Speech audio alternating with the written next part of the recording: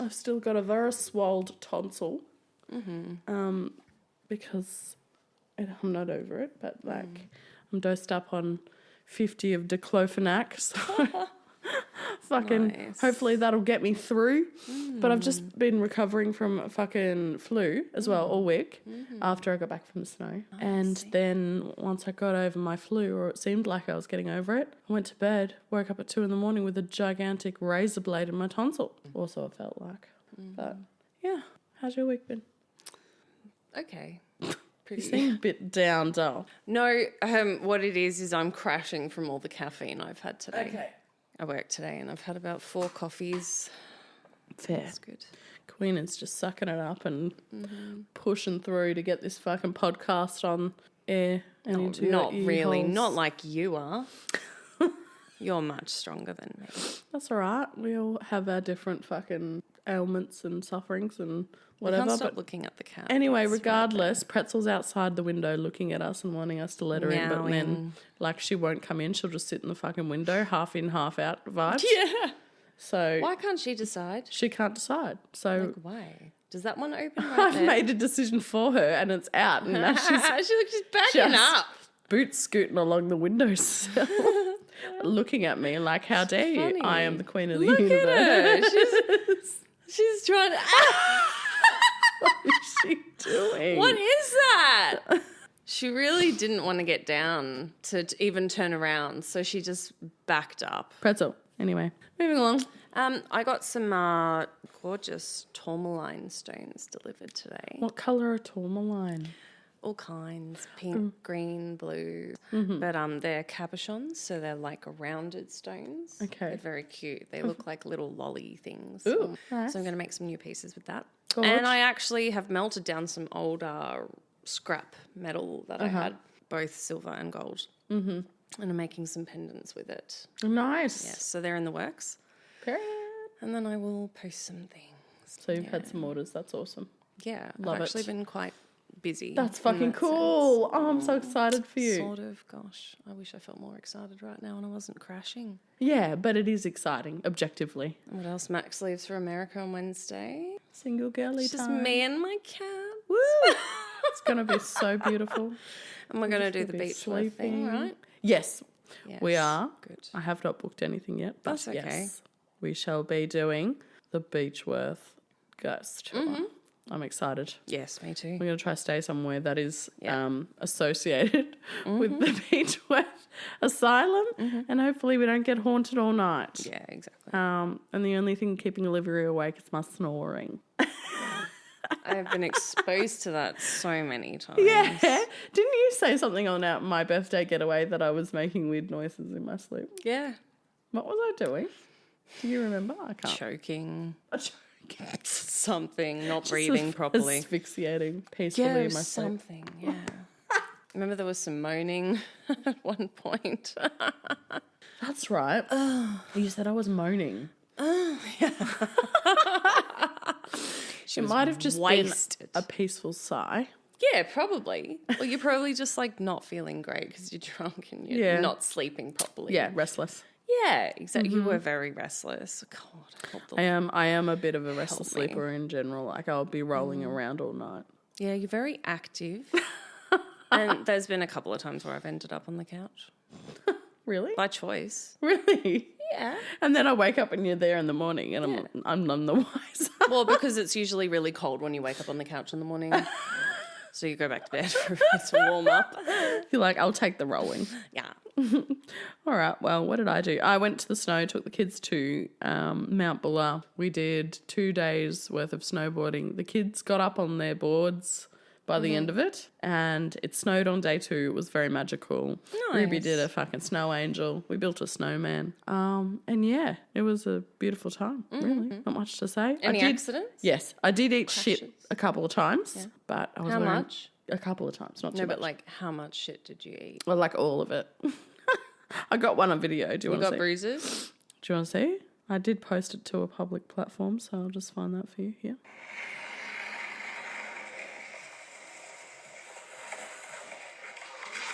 Hell yeah. Oh! just blew the wind out of me. Pretty cushy. It never really depicts how badly you fall Of course it does. on the fucking camera. It's like, that didn't look too bad, but fuck, it hurts. Yeah. When you catch an edge, you just slam into the ground. Like it just sends you fucking Do you face hit rock first much? or buck first. Huh? Do you hit rock much? No, because you're on sand. Snow.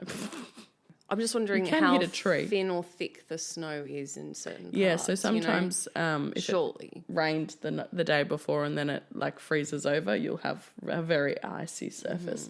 So that's like falling on rock. Yeah, okay. Solid Makes sense. ice. I've fallen on ice before, Compacted a few snow. times. Yeah, it hurts. My mum broke her wrist as a teenager ice skating. Oh my God, the lodge that we stayed in, there was another lady staying there and she was volunteering as like the ski patrol. Yeah. And so she goes out and rescues people who have fucked themselves up on the snow. What a job. Yeah, it's a volunteer job too. They don't pay them. And they're not medically trained. They're just like advanced first aid or whatever trained. And then they're pretty good at what they do. You have to shadow people for 3 years and it's very elite. Anyway, Wow. she was showing me x-rays of people who had fucked themselves up on the mountain that day. One was of a wrist that had literally come off the ulnar and radius and it was just sitting on the side like that inside the skin. I mean, how fucked. And then there was like a full femur fracture looking kind of the same, like just one bone separated from the other. Split. Yeah, just fully broken through. It's a dangerous business, sending yourself flying down a mountain on skis. Wow. I don't know. Some people just love it, like me. Anyway, some people I have no don't- idea I how to be don't safe and they just send themselves into appeal. trees and fucking fences and I don't get the appeal about it's skiing. the adrenaline. I'm not an adrenaline It's the person. adrenaline. I guess that answers That's all it the is. It whole makes you thing feel there. alive before you kill yourself. See?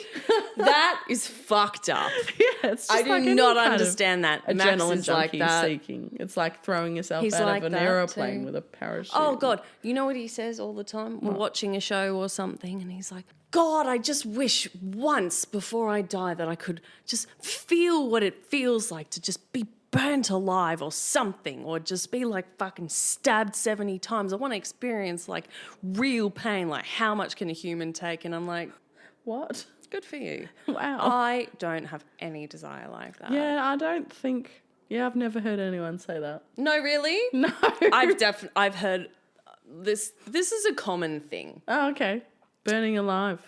No, not specifically. I just mean like experiencing the worst pain possible that a human being can, in the sense of like testing yourself, like how strong you are, I guess. You see in a scene, someone gets shot and then like run over by a car Yeah. and their head comes off. And you're like, I wonder what that's like. Yes.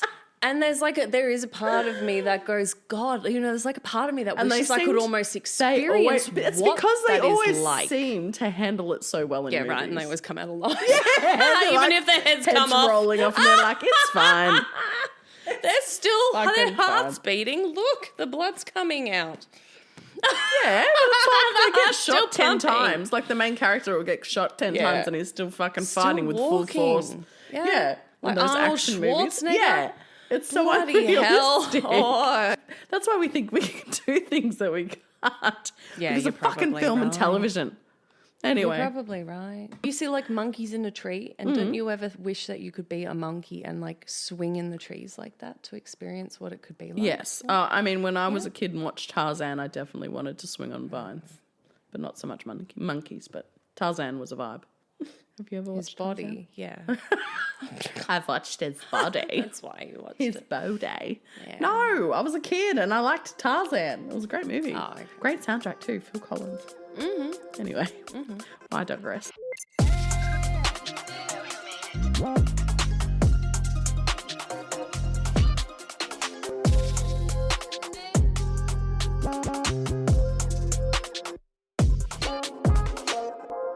So what the fuck are we actually talking about Well, today? Why have today- you dragged me into this? Well, because I need to tell you about a murder castle.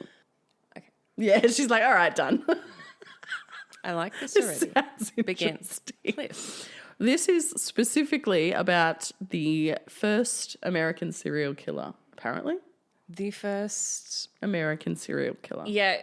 One of. Since America became America, or okay, well, let's say the first known documented. Okay. Yeah, that's exactly it. Okay. It's the first documented one. That's a quite very different... 1800s vibes again. Okay, and it was around the time of Jack the Ripper. Yeah. Yeah. So Jack the Ripper was in England, and that was England's first well-known serial killer. Yeah. And H.H. Holmes was in America around the same time. And some people speculate that they are the same person. I've heard this. Jumped. What are they also known as? H.H. Holmes? Yeah.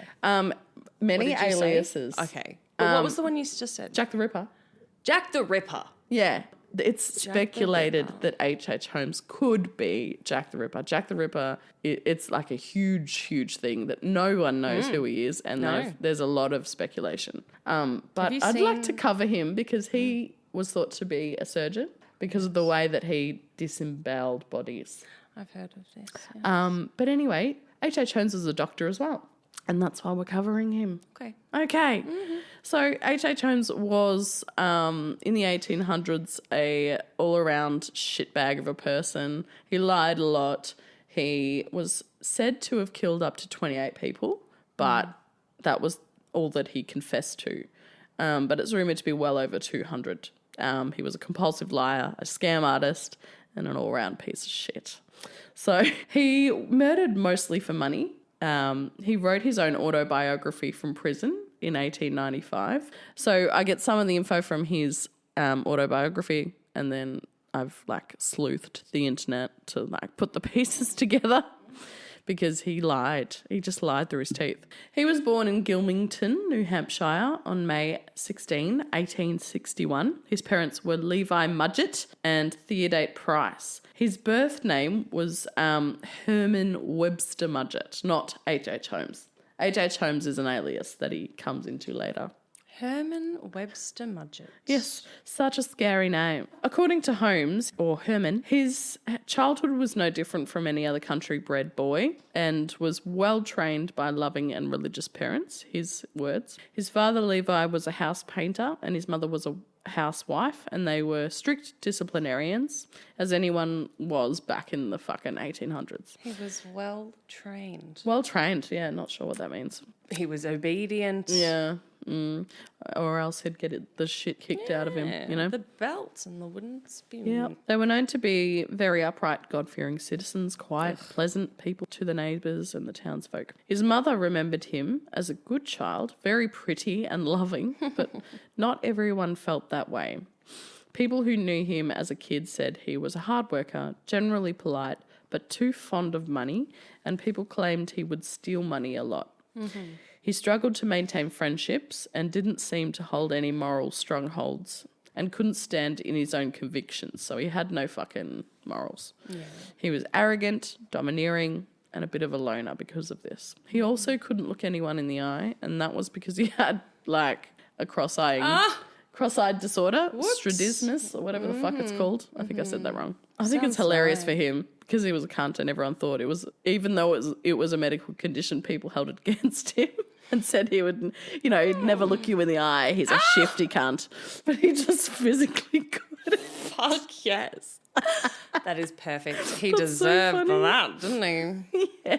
And so he was just putting on a facade. Well, he did put on a lot of facades. So I wouldn't put it past him. But he did have a medical condition about his eyes. He liked to invent things, but never showed a real direction and floated around aimlessly for a while until he eventually settled on medicine. But we'll get into that later. One interesting story that's often told and that he writes about in his autobiography was that he was scared of the doctor's office, and one day his school bullies dragged him into the doctor's office and showed him a scary-looking articulated skeleton with its arms outstretched, which fucking terrified Herman, but at the same time fascinated him, according to him, and sourced his interest in medicine. So it's sparked it, you know? Some people are skeptical of this as his motivation because, again, he was a fucking liar. And they think he pursued medicine because of the money, the fact that it's going to bring him in a lot of wealth. During his teen years, he graduated high school at 16 years old. I'm not sure if that's a normal thing in the 1800s or if he was just fucking smart. But anyway. I think it was quite normal to leave school really early back then. That was like the normal. Maybe to work and that. Mm-hmm. Yeah, true. He got a couple of odd jobs here and there, but during this time he became obsessed with the idea of getting married. He tried proposing to one girl. Yeah, at 14 years of age. Oh, that's and her father was having none of that. He was like, get fucked. Yeah, what the... Mate, your balls haven't even dropped yet. So that was a bust, but he tried again a couple of years later when he proposed to a girl named Clara Lovering. She was a well-liked and respected girl. People said you couldn't help liking Clara. They started dating after they met at a local dance after he threatened to kill another boy who was hitting on her. So he was very quick to anger as well. Clara apparently was all about that, and they started dating. The whole, man fighting for you in the 1800s of it all. I don't know. That was a big turn on, wasn't it? I guess. Defending her honour. Wow. I suppose it could be perceived as that. He proposed not long after they began dating, and they eloped in July of 1878, and they were both 17 years old. It was several months before any of their families found out, and they were not happy about it. In fact, his mother said that Clara couldn't have found someone much worse than Herman. Brutal.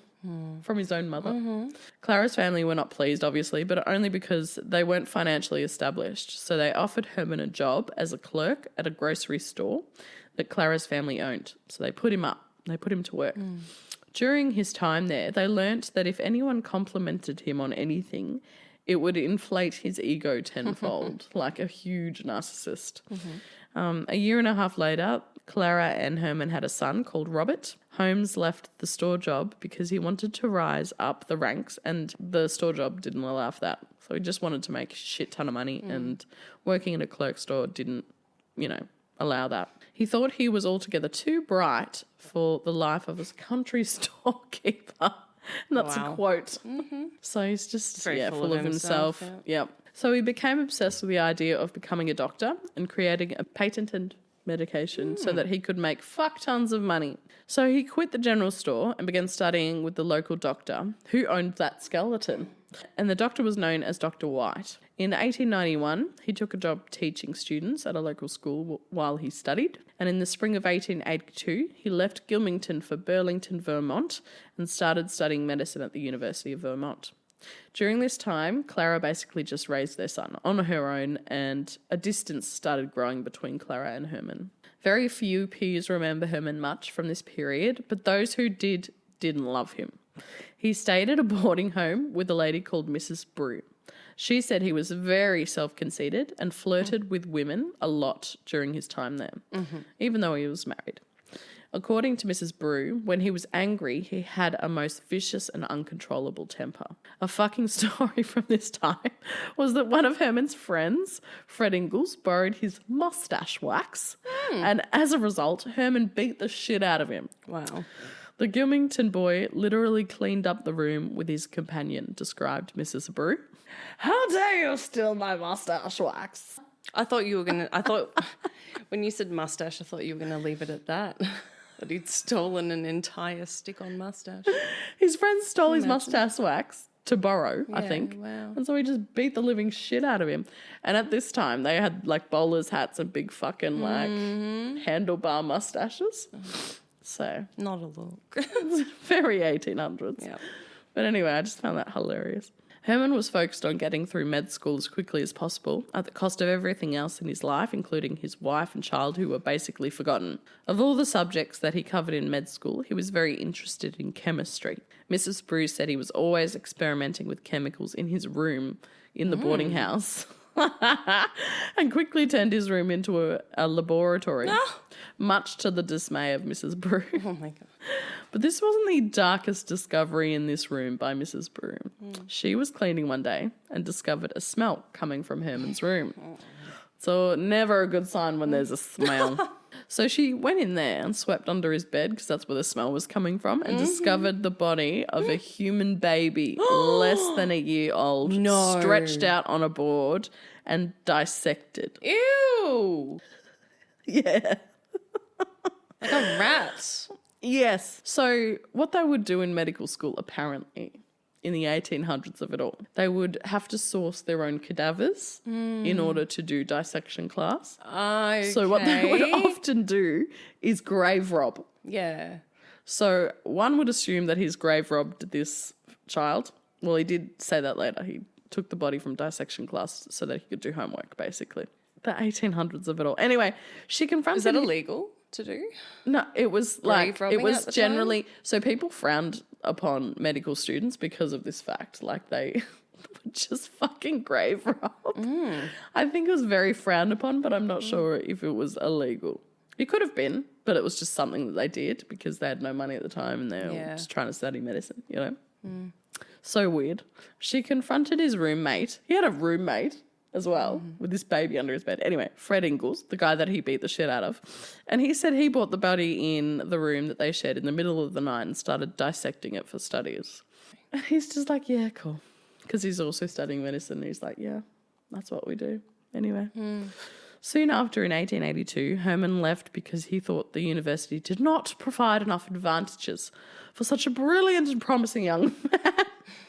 So he went to Michigan and enrolled in the university to study medicine there. Clara and the baby travelled with him this time, supporting him financially through his studies. And that's probably the only reason why he took them.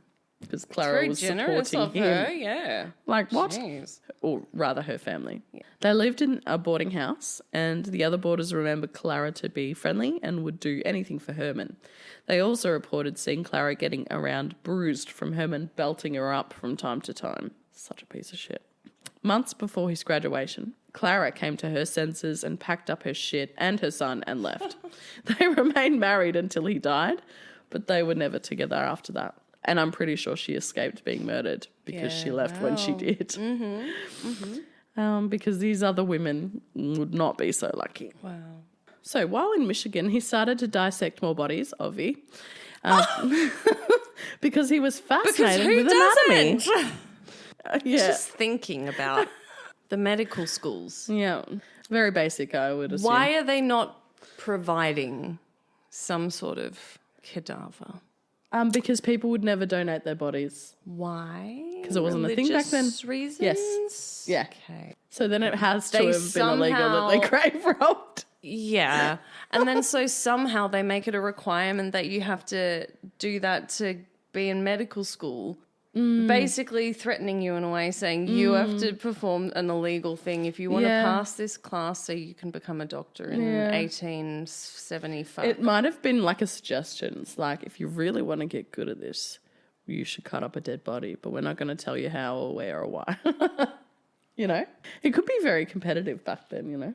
So anyway, I don't know. Something very strange about it. It's very strange, definitely, but it happened. All in all, he was said to be a pretty below average student, and he was only focused on the parts he was interested in for the sake of the money, like chemistry and anatomy. He graduated by the skin of his teeth.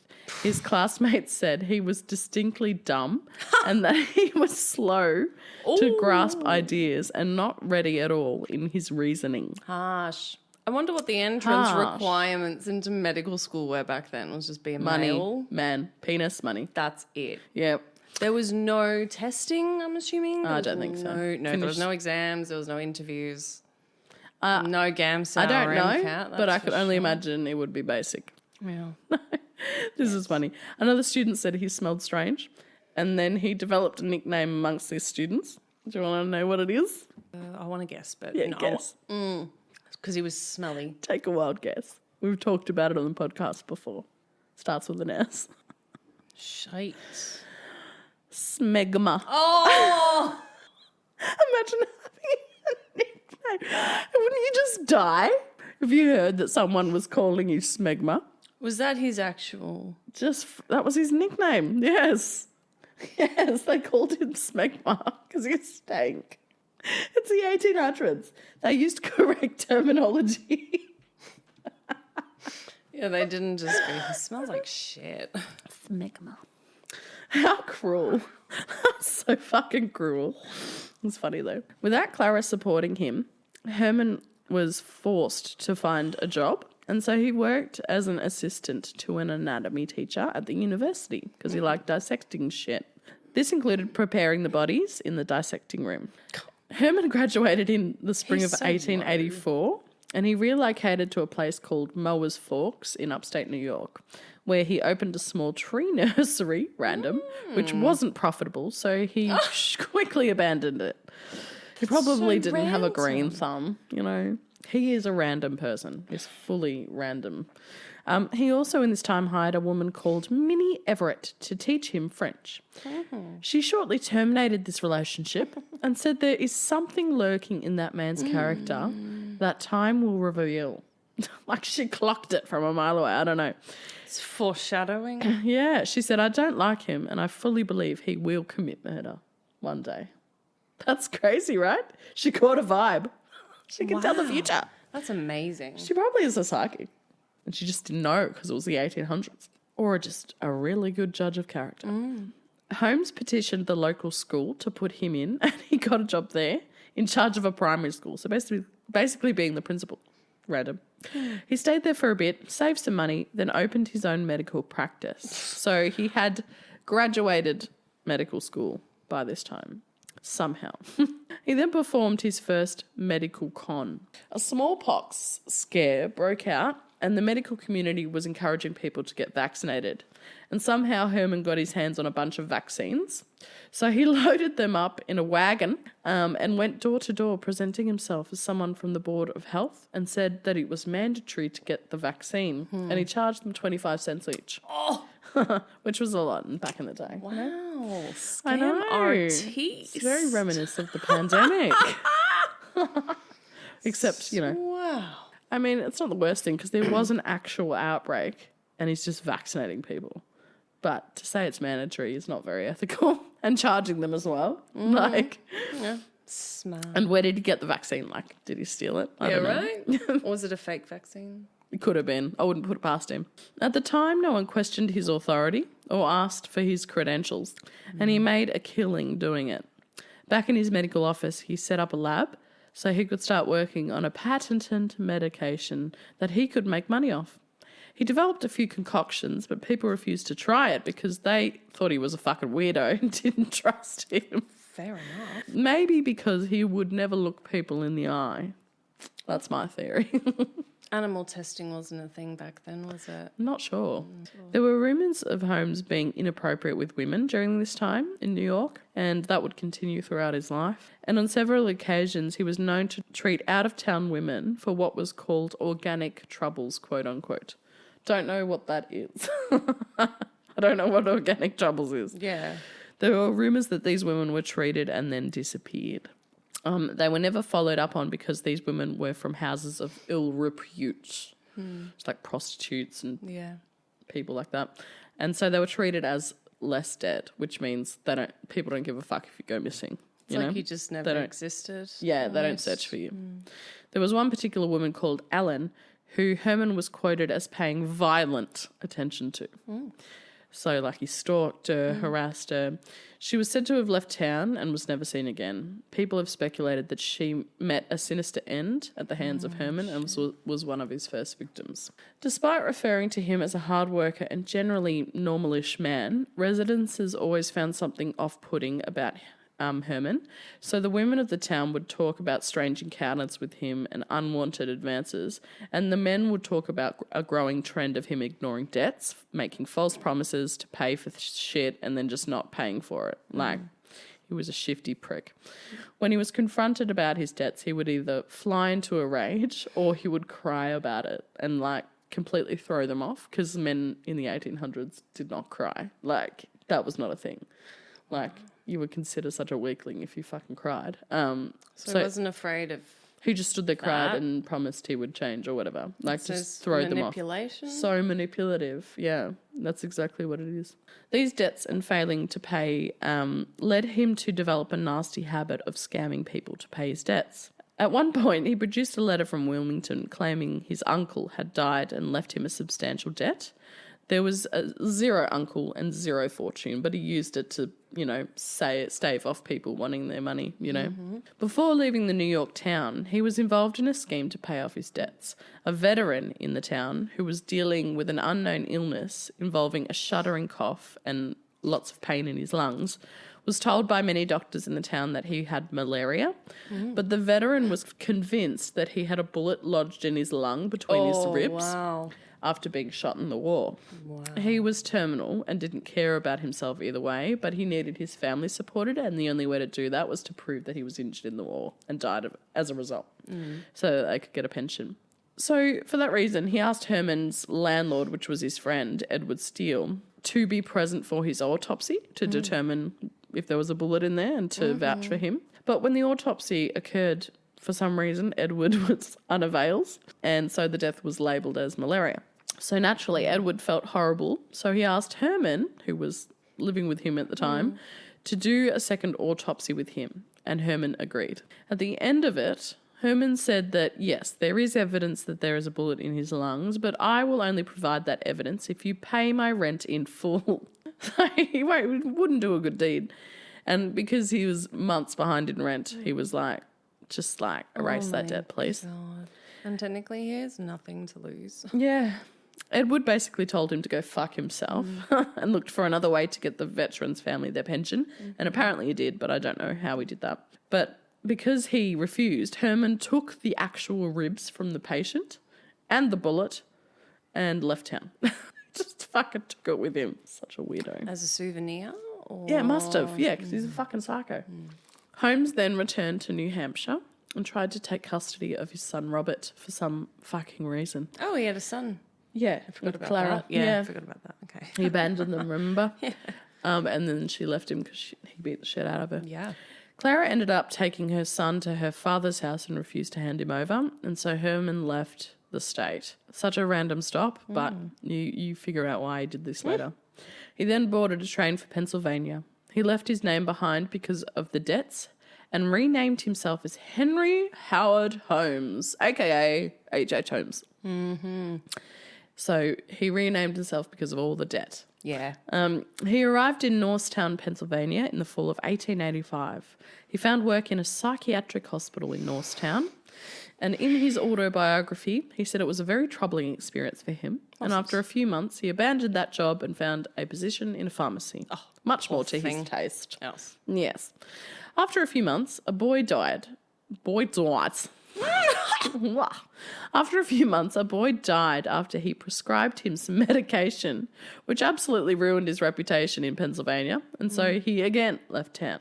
So the boy had a reaction to this medication? Probably. Okay. Yeah, probably. Or he overdosed him because he really... Or it was a totally like... Random occurrence.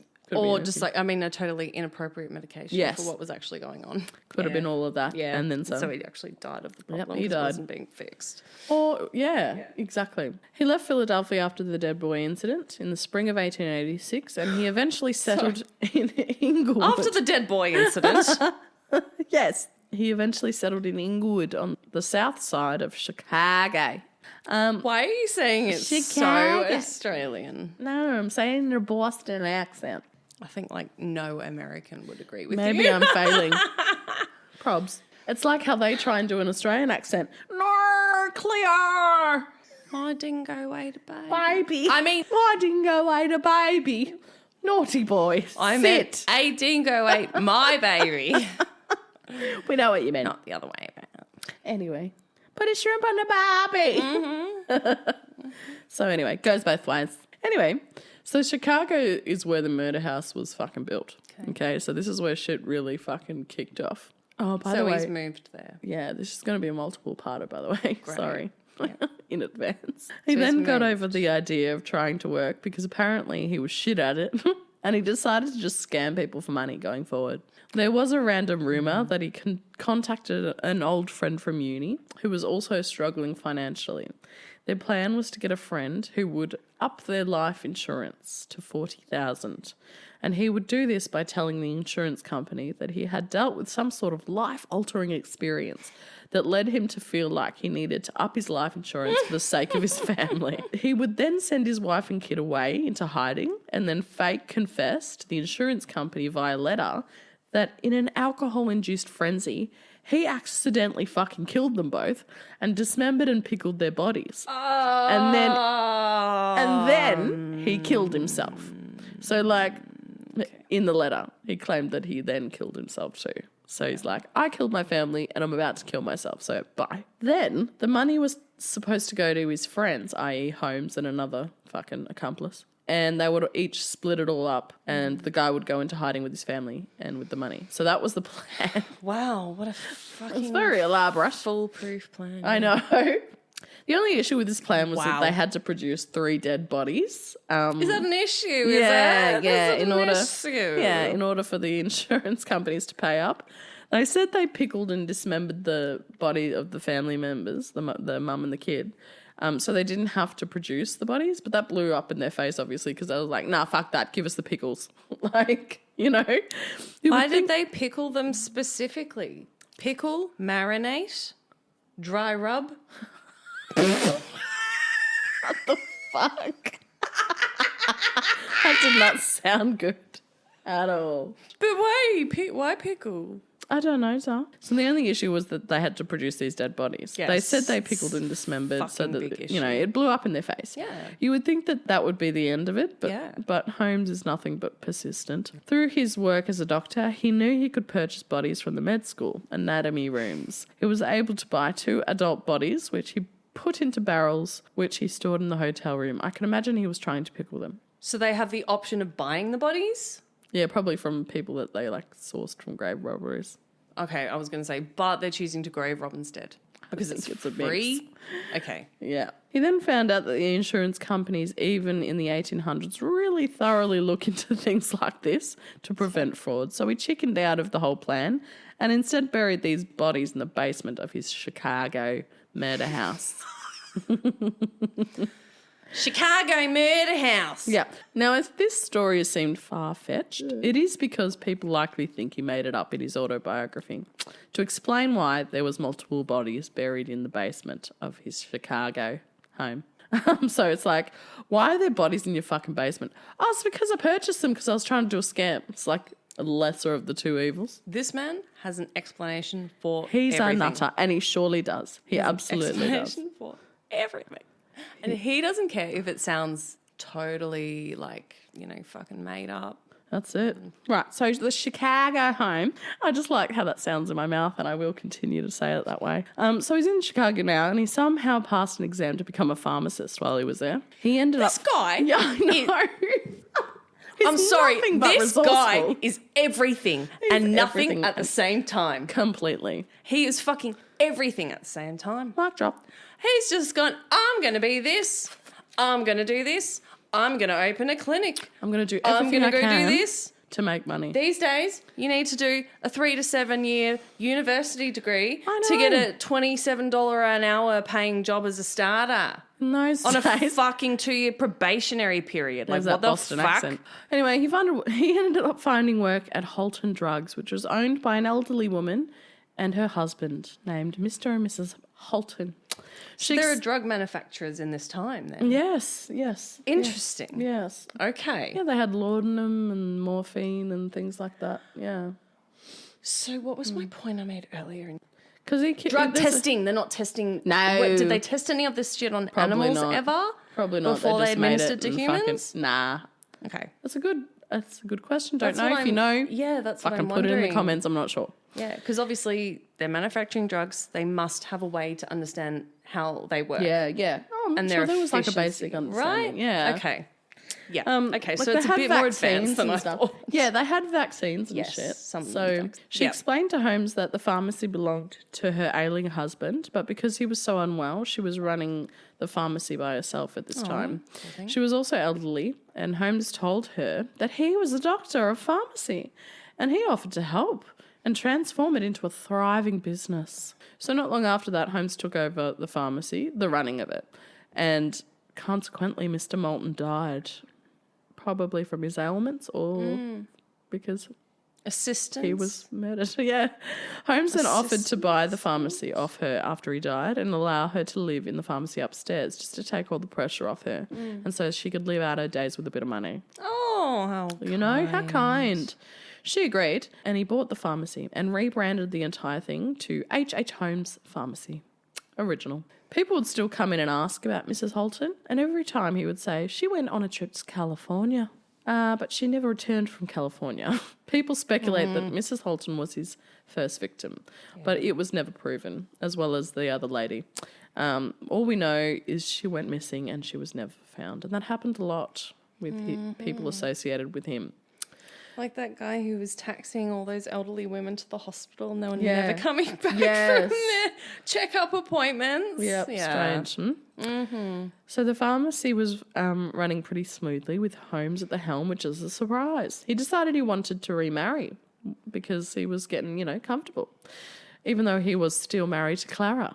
But whatever, semantics. It's modern times. What are you talking about? He met a woman called Myrta, and they sparked up a flirtation. Gorgeous. And he made his life sound pretty exciting with the pharmacy ownership and all. He was very charming and represented himself as a very intelligent man and a business owner. He was charming. He's dumb. Yeah, he's dumb as well. According to his... But somewhat cunning and persistent. So he would, if he put his mind to something, he really would follow through with it. But it was always something shifty and fucking dodge. It was never like an honest day's work ever. Because honestly, he doesn't sound dumb and stupid to me. No, he's cunning. Yeah. Yeah, but how does that differ from like... It's a certain type of intelligence, but it's not like intelligence in a moral sense, I guess. That's what I was about to say. How does this relate to intelligence? Speak louder because you're very, very Sorry. quiet. He seems to me... Yeah, people have said it on the podcast, Olivia needs to speak up. Really? Yeah. But you know what? I always feel like I'm too loud. No. That's why. You have moments of being super loud, and then when you're really pondering something, you'll just quietly talk like this. Because I'm so deep in thought. Yes, that's what it is. So I'll just remind you. Okay. All right, anyway. What do you was I remember? saying? Yeah, I was going to say. What were you saying? Your last sentence. He was cunning, and that's a form of intelligence. The intelligence thing. I say he was pretty clued in. Okay. But he did dumb things. That's the thing. But intelligent people do dumb things sometimes. That's right. But they were saying, what were the exact words they used? Dumb and... Slow to reasoning. To reasoning. Yeah. So his classmates said maybe he just had a learning disability. You never know. Yeah. I guess, look, in the sense, maybe he could have been slow, but I don't think he was like less intelligent. He probably had a learning disability. It just probably took him a bit longer to get to the same point as everyone else would. True. But he just doesn't seem dumb or stupid. Yeah. No, he's not stupid. He knows what he's doing. He knows how to manipulate people. He does. Anyway, she was taken with him because he was charming and blah, blah, blah. He courted her very aggressively first through letters and in person. Love bombing. He then proposed to her and were married shortly after in January of 1887. Oh, wow. 1880s He's love still bombing. married to Clara, but that was his old life and he apparently didn't give a fuck. And so you can just do that at that time? It was all paper-based. Without having to legally get a... Yeah, and he was in a different state, different city. It was all paper-based, so I suppose... Like, they can't just look it up on a fucking computer and be like, is he already married? Right, yeah. So 2 weeks after the marriage, he did try to divorce Clara, stating she was in violation of her marriage vows because of adultery. Projection! Crickets. The audacity, just to add salt in the wound. He also said that he had conducted himself as a true, kind and affectionate husband the entire time they were married. Despite the fact that he beat the shit out of her and abandoned them, basically. Anyway, semantics. And he also said that the son is now in his care.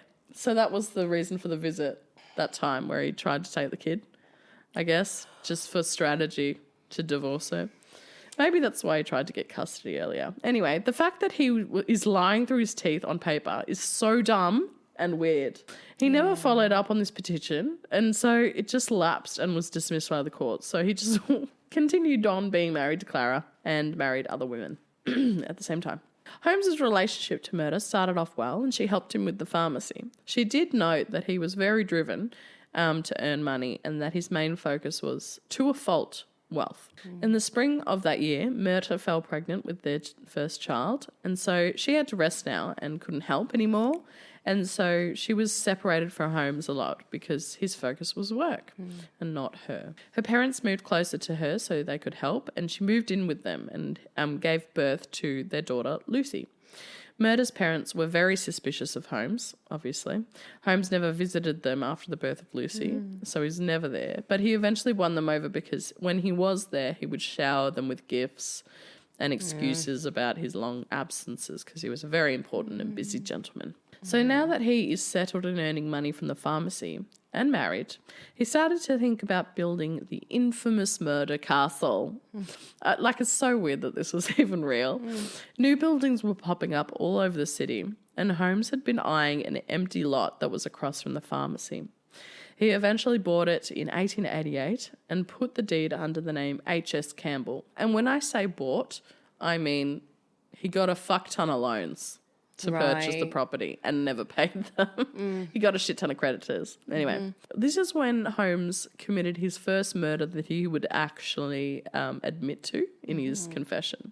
It was his former friend, Dr. Leacock. He knew he had a large life insurance policy, and so he lured him to Chicago under a bullshit pretense and gave him an overdose of laudanum and killed him. What's laudanum? I think it's like an opiate. Laudanum was a 10% solution of opium powder in alcohol, used widely to treat everything from pain to insomnia to female quote-unquote disorders. Ugh.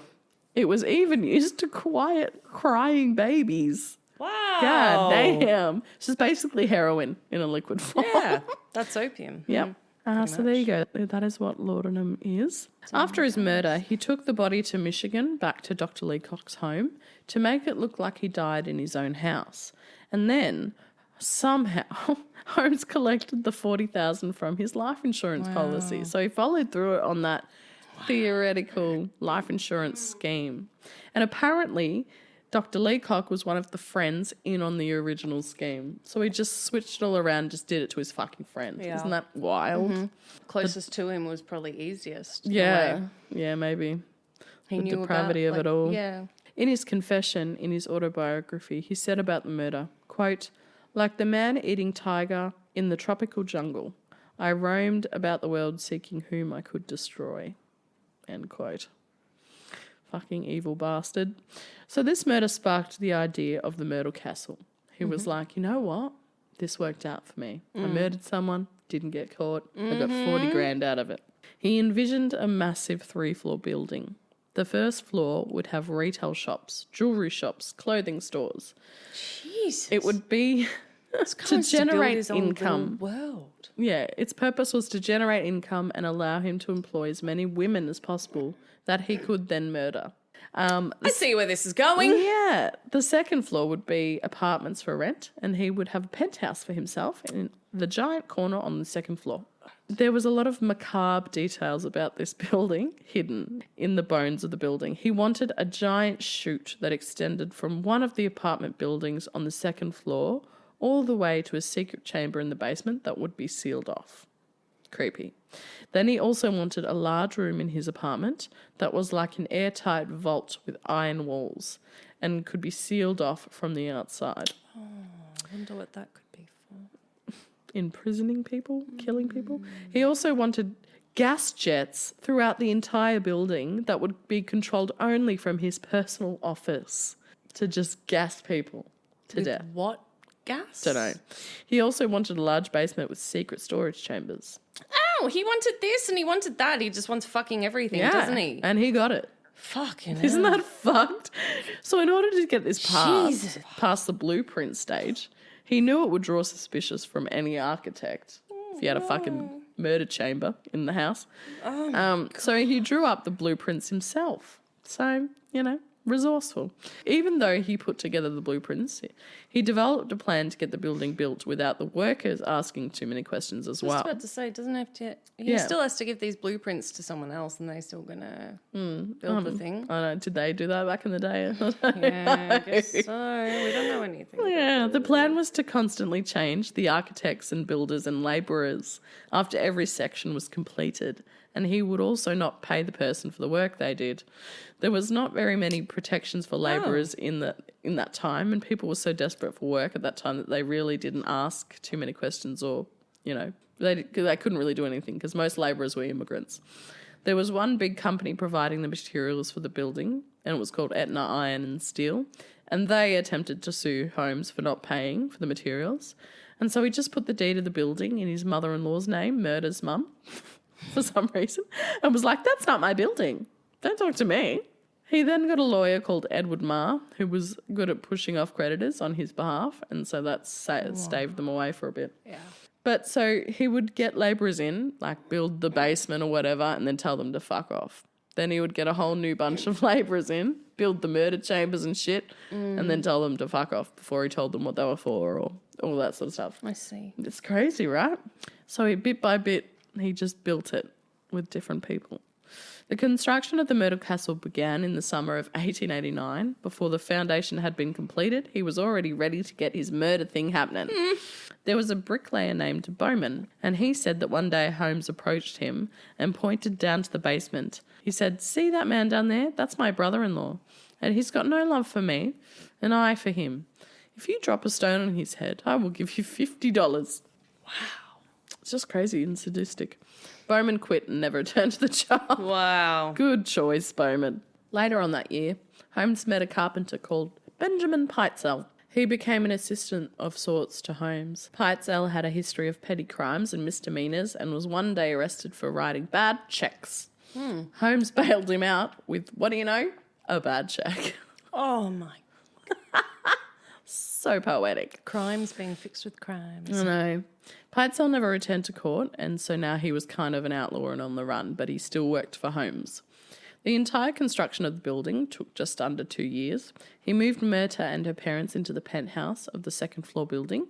He then sold the drugstore across the street, saying there was no competition in the area as a selling point. So he was like, buy this fucking pharmacy. There's no one around like it. So once he sold it, he then opened a new drugstore on the first floor of the Myrtle Castle. So directly across. He's such a cunt. He's such a swindler. John Dubry was a man that Holmes owed money to, and he was also an investor in the Murder Castle. And it was time to pay up, when the castle was complete. Dubry arrived in Chicago in 1891 to see the finished product of the castle. But before he could even enter the building, he dropped to the ground convulsing. Oh. One of the jewellery store clerks said he saw Holmes rush outside and pour a dark liquid down Dubry's throat, and he died instantly. Oh. I'm not sure whether this was before or after the convulsing. Sounds like... I'm not sure whether he saw an opportunity and took it because he owed this man money. So basically he got out of that debt because that man died. So one would argue that he definitely killed him. So during the construction of the castle and into its first year of operating, he was involved in a lot of schemes. He would sell tap water and say it was special mineral water that was good for your health.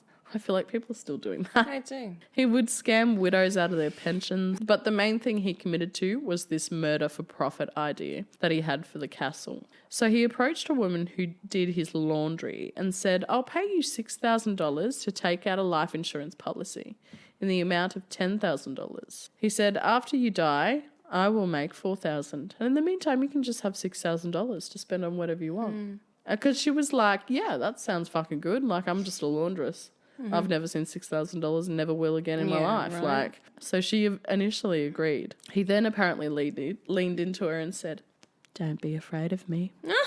Creepy. She immediately said that something about that was off, and she immediately declined his offer. So in 1890, it was announced that the World's Fair would be held in Chicago, and it was going to be a massive spectacle that would draw in thousands of visitors to Chicago. Very rich people, is it? Yes, bowler hat type people with their two-piece suits and their fucking handlebar mustaches and canes, It was going to be a big tourist attraction, bringing a lot of people and revenue into the city of Chicago. Ned and Julia Connor were a couple of those people. They arrived in Chicago for the fair and they decided to stay. They inquired with Holmes for work and he hired Ned in the jewellery store immediately.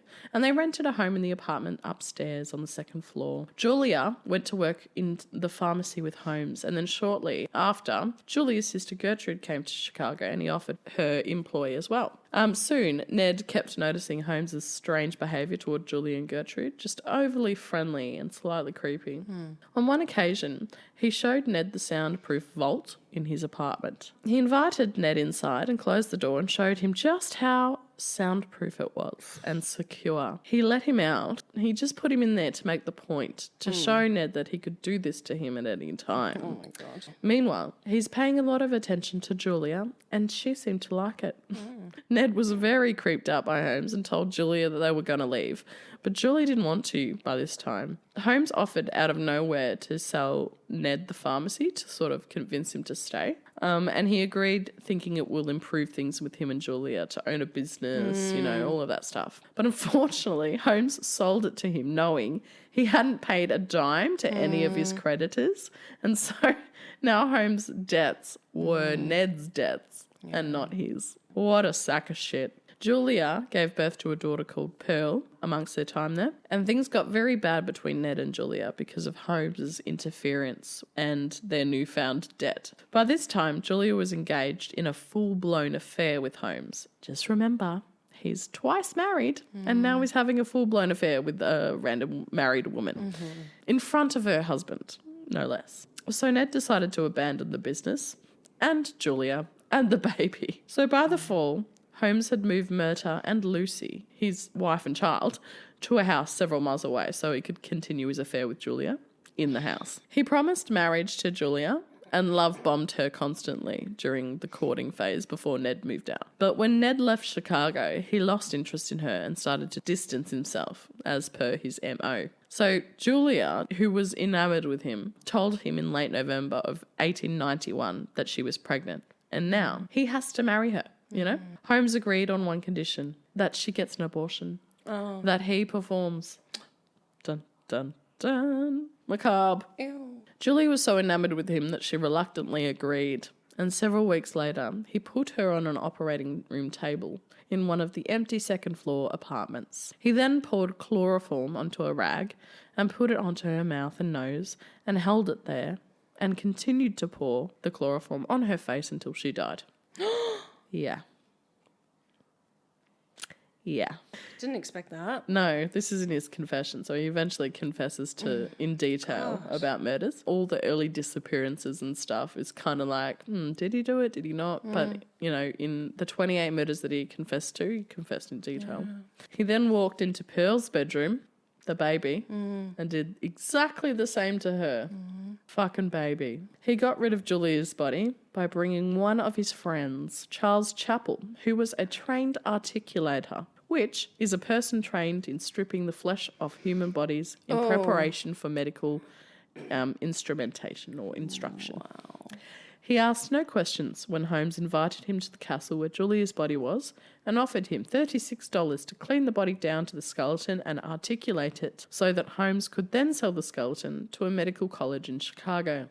Oh my God. Crafty. No one knows what happened to Pearl, but when they eventually excavated the basement of the castle, they did find bones of a child. So people started asking where Julia was and Pearl, and he told them that they went on a planned trip to Iowa. In January 1892, a new family moved into Julia and Ned Connor's old apartment, and when they went to move in, they found it completely how Julia had left it.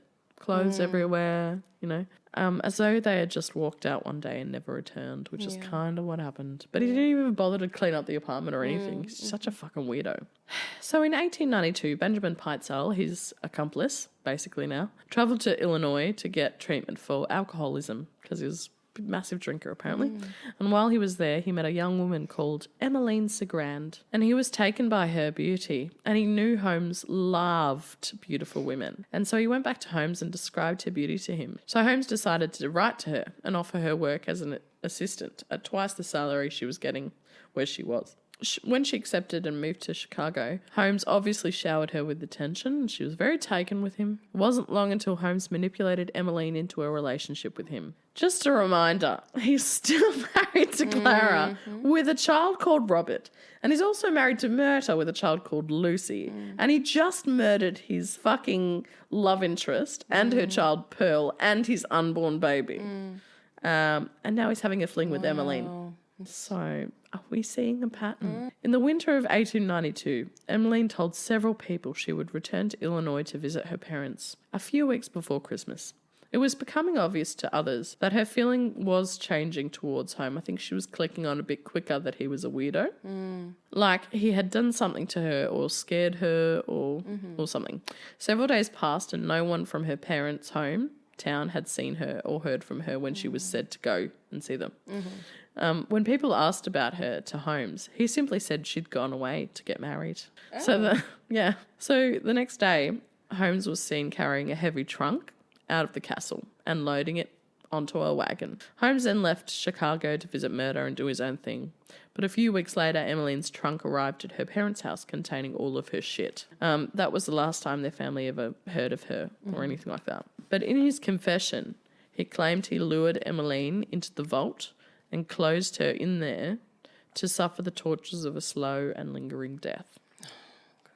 Charles Chappell, the articulator, later said that around that time, Holmes sent him a trunk with a body in it to be stripped and articulated and later sold to the Medical College of Chicago. When the police searched the castle when he was arrested, inside the vault they found a woman's footprint in the wall, and it was made with such force that it was unable to be removed. So she was trying to kick her way out the fucking vault, poor thing. So that's where we're going to leave it for part 1. And we'll probably finish off in part 2, I think. If not part 3. There's a lot more to go through. There's a lot more murders and how we got caught and all that sort of shit. So, but yeah, what do we think so far?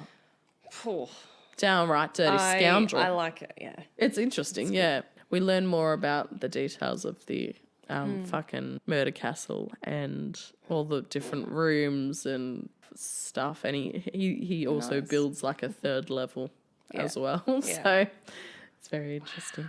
I'm going to have to read up on this guy. Yeah. He's very famous. Oh, I'll show you a picture. Mr. H.H. Holmes's mustache. Bowler hat mustache. Yeah. He looks like a scoundrel. He's got that same weird dumb fuck look on his face. This is kind of probably more what he looked like, I reckon. Like, I can see people being attracted to this and not this, you know? But it was the 1800s, so it's kind of hard to fucking say. Yeah, that's a thick mustache, isn't it? It's a thick mustache. Isn't it more like a handlebar mustache thing? Oh, what's this? What's that? That's his coffin. Photo? Oh, okay. We'll get into it later. Okay. They unearthed it, in short, to see whether he was really dead because there was a fuck ton of conspiracy theories about whether he actually died. I think I've heard about this. Yeah. It, like, wouldn't put it past him to fake his own death. No. Because Or bribe people. Done it before. People say that he paid people off and then he went on to be fucking Jack the Ripper. It's pretty far-fetched. But, you know, people love a good conspiracy. Yeah. And look if it fits. Let us know what you think about this episode. If you want us to do Jack the Ripper also, there's a lot of fucking murders that people that never found who killed them, like they cold cases, I suppose, and like their bodies were like carved up in such a way that looks like it was done by a skilled surgeon. Like, have you ever heard of the Black Dahlia? It was like this woman that was found literally cut in half. Like, I can't remember what the actual term is, but she was literally articulated in half, like dismembered so precisely that they thought it was by a doctor. It had to have been. And she was bled out before she was dumped. So she didn't have any blood in her body. There was no blood around the dumping site. She was just placed there, her torso, and then her legs just right next to her. It's crazy. It's called the Black Dahlia. I'm not sure if they ever found out who did that. But anyway, we'll look into it. Let us know if you want us to do that one too. Dahlia. Yeah. Okay. I'm not sure why they even called it the Black Dahlia. Anyway, thanks for listening. Send us your nursing nightmare feels or any stories or any requests to the email. Follow our Instagram, and I guess we'll see you in the next one. Anyway. Amazing. Cool. All right, well, keep ratchet, you lot. That's our little slogan, I think. Yes, it is. Anyway, I love y'all. We'll see you in part 2. Bye. Bye. I'm going to try not to nap on the way home. Don't do that. Don't nap. Yeah.